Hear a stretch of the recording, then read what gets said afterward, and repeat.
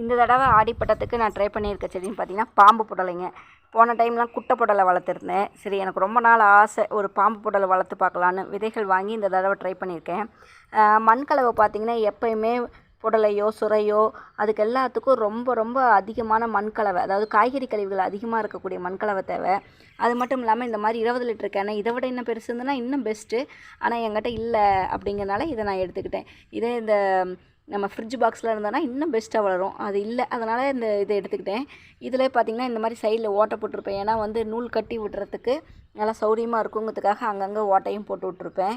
இப்போ இதோடைய வளர்ச்சி நல்லா தாங்க போயிட்டுருக்கு. நுனியை கிள்ளி விட்டால் இன்னும் நிறையா சைடில் பிரான்ச்சஸ் வளரும் அப்படிங்கிறதால நுனியை கிள்ளி விட்ருக்கேன்.